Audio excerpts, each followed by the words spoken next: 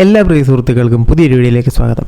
ചില പ്രത്യേക കാരണങ്ങളാൽ ഇന്ന് ഞാൻ എൻ്റെ മുഖം കാണിക്കുന്നില്ല. കാരണം എന്താണെന്ന് ചോദിച്ചു കഴിഞ്ഞാൽ, കണ്ണ് പഴുത്ത് ചീഞ്ഞിരിക്കുകയാണ്, ഗ്ലാസ് മാറ്റിയാൽ സാർ ഞെട്ടിപ്പോ. നിങ്ങളെ ഞെട്ടിക്കാതിരിക്കാൻ വേണ്ടിയാണ് ഞാൻ മുഖം കാണിക്കാത്തത്. പിന്നെ മുഖത്തിലല്ലോ ആശയത്തിലല്ലേ പ്രധാന കാര്യം. അപ്പോൾ കൂടുതലായി അടുപ്പിക്കുന്നില്ല, നേരെ വീഡിയോയിലേക്ക് പോകാം.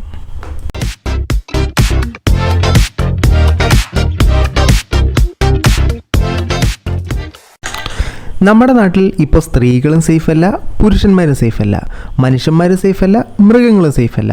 അത്തരത്തിൽ ഒരു പെൺകുട്ടിയോട് ഒരു പുരുഷൻ അപമര്യാദയെ പെരുമാറിയ വിഷ്വൽസാണ് നമ്മൾ ഈ വീഡിയോയിൽ കാണാൻ പോകുന്നത്.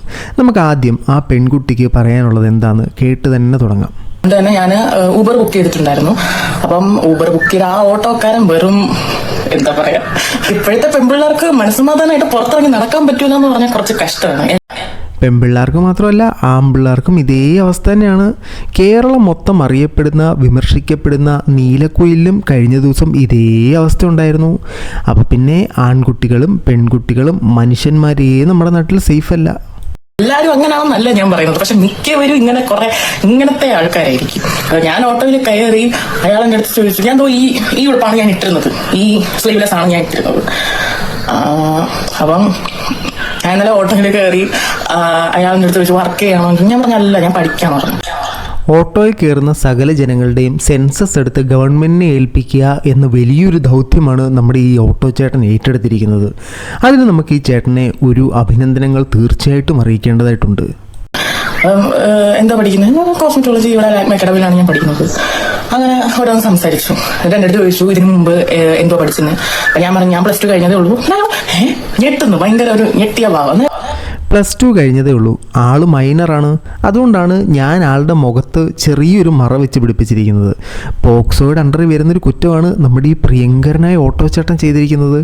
ഓട്ടോ ചേട്ടൻ ചെല്ലുന്ന ആളുകളുടെ എല്ലാം സകല വിവരങ്ങളും ശേഖരിച്ച് സൂക്ഷിച്ച് തക്ക സമയത്ത് ഉപയോഗിക്കുന്ന ഒരു പ്രത്യേകതരം ദൗത്യത്തിലാണ് ഏർപ്പെട്ടിരിക്കുന്നത്. 17 വയസ്സ്, ഭയങ്കരമായിട്ട് ഞെട്ടി. അയാൾ എന്നിട്ട് അടുത്ത് പറയാ, അയാളെ കണ്ട 2 പിള്ളേരുടെ അമ്മയാണെന്ന് തോന്നിക്കുമെന്ന് പറഞ്ഞു. ആയിക്കോട്ടെ, ശരി എന്നാ. എന്നിട്ട് എൻ്റെ അടുത്ത് എന്തൊക്കെയൊക്കെയോ പറഞ്ഞു. എന്നിട്ട് എൻ്റെ അടുത്ത് ചോദിച്ചു, തന്റെ പീരീഡ്സ് ഒക്കെ നല്ല കറക്റ്റായിട്ടാണോ പോകുന്നത്? ആഹാ, അത്തരത്തിലൊരു സേവനം കൂടെ നമ്മുടെ ഈ ഓട്ടോ ചേട്ടൻ നൽകുന്നുണ്ടത്രേ. പെൺകുട്ടികൾക്ക് എന്തെങ്കിലും തരത്തിലുള്ള ബുദ്ധിമുട്ടുകൾ നേരിടുന്നുണ്ടെങ്കിൽ ഈ ചേട്ടനെ സമീപിച്ചു കഴിഞ്ഞാൽ കൃത്യമായ മരുന്നുകൾ എഴുതി നിങ്ങൾക്ക് നൽകും. നിങ്ങളുടെ പ്രശ്നങ്ങളെ കൃത്യമായി സോൾവ് ചെയ്ത് കൊടുക്കപ്പെടും.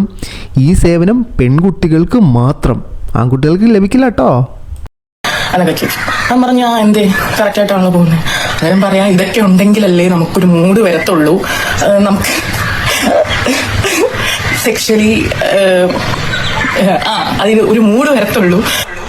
ചേട്ടൻ ബട്ടർഫ്ലൈ എഫക്റ്റിൻ്റെ ആളാണ്. ബട്ടർഫ്ലൈ എഫക്റ്റ് എന്താണെന്ന് നിങ്ങൾക്ക് അറിയായിരിക്കുമല്ലോ അല്ലേ? എന്നാലും അറിയാത്തവർക്ക് വേണ്ടി ഞാനൊന്ന് പറയാം. ചെറുതും നിസാരമെന്ന് തോന്നുന്നതുമായ പ്രവർത്തനങ്ങൾക്ക്, പ്രത്യേകിച്ച് സങ്കീർണമായ സംവിധാനങ്ങളിൽ വലുതും പ്രവചനാതീതമായ പ്രത്യാഘാതങ്ങൾ ഉണ്ടാക്കും എന്ന ആശയം. അതായത് ഒരിടത്തൊന്ന് സംഭവിച്ചാൽ അതിനെ ബാധിച്ച് മറ്റൊരിടത്ത് മറ്റൊന്ന് സംഭവിക്കും എന്നുള്ളൊരു പ്രക്രിയ. ഇതാണ് ചേട്ടൻ ഇവിടെ ആവിഷ്കരിക്കാൻ ശ്രമിക്കുന്നത്. റോട്ടിൽ കൂടെ പോകുന്ന പെൺകുട്ടികൾക്ക് എന്തായാലും ഈ ചേട്ടൻ എന്താണെന്ന് എനിക്ക് ഇതുവരെ മനസ്സിലായിട്ടില്ല. ഏതായാലും ചേട്ടൻ്റെ ഓട്ടോ ഓടിയിൽ കൊള്ളാം. ഓട്ടോ ഓടിച്ചാലും ഇല്ലെങ്കിലും ചേട്ടൻ പല ഫീൽഡുകളിൽ പ്രത്യേക പ്രാവീണ്യം നേടിയിരിക്കുന്നു. ഇതൊക്കെ ഉണ്ടെങ്കിലല്ലേ അങ്ങനെ ഒരു മൂഡ് വരത്തുള്ളൂ. ഇയാൾ കറക്റ്റ് അല്ലേ? അന്നേരം എനിക്ക് എന്തൊക്കെയോ തോന്നുന്നു, ഇയാളെന്തോ ഉദ്ദേശിക്കുന്നത്, ഇയാളെന്തോ പറയുന്നത്. ഓക്കെ, ഞാൻ പിന്നെ അധികമായിട്ടൊന്നും മിണ്ടിയില്ല. എനിക്കെന്ന് പറയുന്നത് ആദ്യത്തെ അനുഭവമാണ്. എനിക്ക് എങ്ങനെ പ്രതികരിക്കണം, എന്തോ ചെയ്യണം, ആ സമയത്ത് എന്തോ ചെയ്യേണ്ടത് എനിക്ക് അറിയത്തില്ല. നിസാരം. ഇത്തരത്തിലൊരു പ്രശ്നത്തിൽ ഏർപ്പെടുമ്പോൾ ആദ്യത്തെ അനുഭവത്തിൽ പല പെൺകുട്ടികളും ഇങ്ങനെ പകച്ചു നിൽക്കാറാണ് പതിവ്. ഈ സാഹചര്യത്തിൽ ചെയ്യേണ്ടത് 1-2 മാർഗ്ഗങ്ങൾ ഞാൻ നിങ്ങൾക്ക് പറഞ്ഞുതരാം. ഒന്നാമത്തെ മാർഗം, ചേട്ടൻ്റെ കൃമികടി മാറാൻ നല്ല ഓമയ്ക്ക പതിച്ച് ചേട്ടന് സമ്മാനിക്കുക. രണ്ടാമത്തത്, ചേട്ടൻ്റെ ചെവിക്കല്ല് നോക്കി റാറ്റി പളക്കയെന്ന് വെച്ച് കൊടുക്കുക. ഇതിലേതെങ്കിലും ഒരു വഴി തീർച്ചയായിട്ടും വിജയം കണ്ടിരിക്കും, ഉറപ്പ്. ഞാൻ അമ്മയുടെ പറഞ്ഞപ്പോഴത്തേക്കും അമ്മ എന്നെ വഴക്ക് പറഞ്ഞു, ഇതിനൊക്കെ പ്രതികരിക്കണ്ടേ? അതൊക്കെ പോട്ടെ, അതെല്ലാം പോട്ടെ. എന്നിട്ട് എൻ്റെ അടുത്ത് പറഞ്ഞു, ഇങ്ങനെ ഓപ്പൺ ആയിട്ട് ശരീരം, ഇത് എവിടെ ശരീരം കാണിക്കുന്നത്, സ്ലീവ്ലെസ് എന്ന് പറഞ്ഞിട്ട് എവിടെ ശരീരം കാണിക്കുന്നത്? ഇങ്ങനെ ശരീരം കാണിക്കുന്ന ഉടുപ്പിട്ട വണ്ണം തോന്നിക്കുന്നു, നല്ല തടി തോന്നിക്കുന്നു. ചേട്ടൻ തടി കുറയ്ക്കാനുള്ള സ്പെഷ്യൽ ഡയറ്റ് പ്ലാനുകളും കൊടുക്കുന്നുണ്ടത്രേ. നിലവിൽ തടി കുറയ്ക്കാനായിട്ട് ഒരുപാട് ആളുകൾ ശ്രമിക്കുന്നുണ്ട്. അതിൽ 1-2 ആളുകളെ ഞാൻ നിങ്ങൾക്ക് കാണിച്ചു തരാം. ആ കൂട്ടത്തിൽ നമുക്ക് ഈ ചേട്ടനെയും കൂടെ കൊണ്ട് തടി കുറയ്ക്കാനുള്ള പ്രക്രിയയിലേക്ക് ഏർപ്പെടുത്താം. കുറച്ച് പറ്റും. എന്തെങ്കിലും മാർഗം ഉണ്ടോ? അതെ, സിംപ്ലാ. കലോറി ഡെഫിസിറ്റ് ചെയ്താൽ മതി. അപ്പൊ ഈ വയറ് കുറയ്ക്കാൻ ഫ്രീ ആയിട്ട് എന്തെങ്കിലും നാട്ടുകാർക്ക് പറ്റിയ എന്തെങ്കിലും പരിപാടി ഉണ്ടോ? ഫ്രീ ആയിട്ട് കുറയ്ക്കാൻ ഫിറ്റ് വിത്ത് ദിൽസിൽ ഫോളോ ചെയ്തിട്ട് താഴെ കാണുന്ന കമന്റ് ബോക്സിലുള്ള നമ്പറിൽ വിളിച്ചാൽ. കമൻറ്റ് ബോക്സിൽ നമ്പറൊന്നുമില്ല. നിങ്ങൾ വേണമെങ്കിൽ എന്നെ ഒന്ന് സബ്സ്ക്രൈബ് ചെയ്ത് വെച്ചേരെ, സബ്സ്ക്രൈബ് ചെയ്യാത്തവർ. ഇതേ സേവനമാണ് ആ ചേട്ടൻ അവിടെ നൽകുന്നത്. ഫ്രീ ആയിട്ട് ജനങ്ങൾക്ക് തടി കുറയ്ക്കാനുള്ള ടെക്നോളജി, അതാണ് ആ ചേട്ടൻ അവിടെ സർവീസ് പ്രൊവൈഡ് ചെയ്യുന്നത്. പക്ഷേ ചേട്ടൻ പെൺകുട്ടികൾക്ക് മാത്രമേ ഈ സേവനം നൽകൂ എന്നുള്ളതാണ് ഒരു പ്രത്യേകത. ചേട്ടൻ ഒരു കെയറിങ് ഏട്ടായാണ്. ചേട്ടൻ്റെ വണ്ടിയിൽ കയറുന്ന സകല ജനങ്ങളെയും, പ്രത്യേകിച്ച് സ്ത്രീജനങ്ങളുടെ അത് കറക്റ്റാണോ ഇത് കറക്റ്റാണോ, ശരീരഭാരം കറക്റ്റാണോ, കയറുന്ന ജനങ്ങളുടെ ആരോഗ്യം, പ്രത്യേകിച്ച് പെൺകുട്ടികളുടെ കേട്ടോ, ചേട്ടന് വളരെ ഇമ്പോർട്ടൻ്റ് ആണ്. നല്ലതാ ചേട്ടൻ, നല്ലതാ. ചുരിദാറൊക്കെ ഇട്ടിട്ട് ഇറങ്ങ്, 20 വയസ്സിൽ കല്യാണം കഴിക്കാനുള്ളതല്ലേ. ഞാൻ ചോദിച്ചു, എന്തിനാ അത്രയും നേരത്തെ കല്യാണം കഴിക്കുന്നേ? ഈ ചേട്ടൻ ഒരു സകലകല വല്ലഭനാണ്.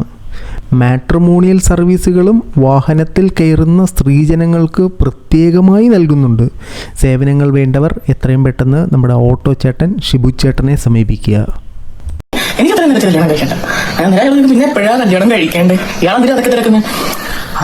ഇയാളെ കണ്ട എന്റെ അച്ഛനെ കാട്ടി പ്രായം തോന്നിക്കുമല്ലോ. ഇയാളെ കണ്ട എന്റെ അച്ഛനെ കാട്ടി പ്രായം തോന്നിക്കും.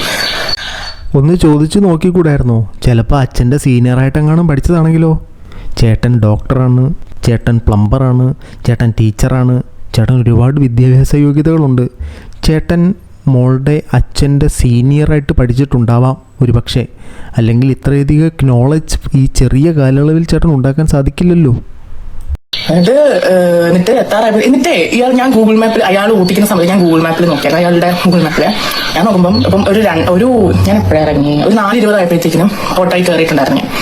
അപ്പൊ കഴിഞ്ഞ ആളെ ഞാൻ ഇതുപോലെ വന്നത് ഒരു 4 മണിക്ക് ഞാൻ ഓട്ടോയിൽ കയറി 4:15 ആയപ്പോഴത്തേക്കിനും അവിടെ എത്തി, അമൃത ഹോസ്പിറ്റലിന്റെ അവിടെ എത്തി.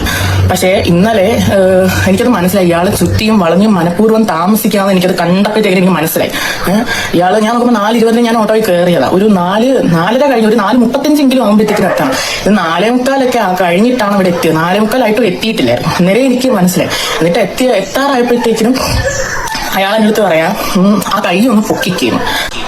പോയിന്റ് നമ്പർ 1, ചേട്ടൻ്റെ വാഹനത്തിൽ ഇന്ധനമില്ലാത്തത് മൂലം മാത്രമാണ്. ഇല്ലെങ്കിൽ ചേട്ടൻ ഈ ചുറ്റിക്കറങ്ങിയത് മാറ്റി തിരുവിതാംകൂർ മഹാരാജ്യം വരെ കൊണ്ടുപോയി കാണിച്ചേനെ.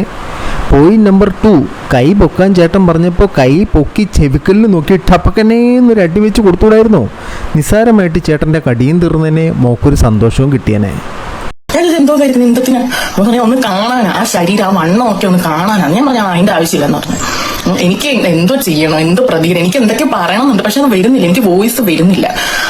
അപ്പോ ഞാൻ പറഞ്ഞു വന്നെന്തോന്ന് വെച്ചാല്, ഇങ്ങനെ കുറെ എണ്ണം മനുഷ്യന് മനസ്സമാധാനത്തോടെ ഒന്ന് യാത്ര പോലും ചെയ്യാൻ പറ്റാത്ത അവസ്ഥയാണ്. ഇപ്പൊ ഗേൾസ് മാത്രമല്ല, ഇപ്പൊ ബോയ്സിനും അങ്ങനെയാ.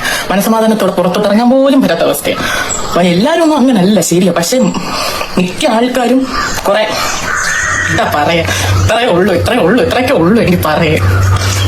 മതി, അത്രയും പറഞ്ഞാൽ മതി. അത് തന്നെ നല്ല കാര്യം. പക്ഷെ ചേട്ടൻ്റെ ചെവിക്കലിനും കൂടെ ഒരു അടി കൊടുത്തിരുന്നെങ്കിൽ അതങ്ങോട്ട് ആ പൂർത്തിയായിന് അതങ്ങോട്ട്. ഈ ചേട്ടൻ്റെ പേര് ഷിബു VK എന്നാണ്. ചേട്ടൻ്റെ വാഹനത്തിൻ്റെ നമ്പർ KL07 BK 5426. നിങ്ങൾ ആരെങ്കിലുമൊക്കെ അത്രയിടം വരെ യാത്ര ചെയ്യുന്നുണ്ടെങ്കിൽ, ചേട്ടൻ നൽകുന്ന ഇത്തരം സേവനങ്ങൾ ആവശ്യമുണ്ടെങ്കിൽ ചേട്ടനെ കോൺടാക്റ്റ് ചെയ്ത് കഴിഞ്ഞാൽ ഉടനടി നിങ്ങൾക്ക് ഈ സേവനങ്ങളെല്ലാം ലഭിക്കുന്നതായിരിക്കും.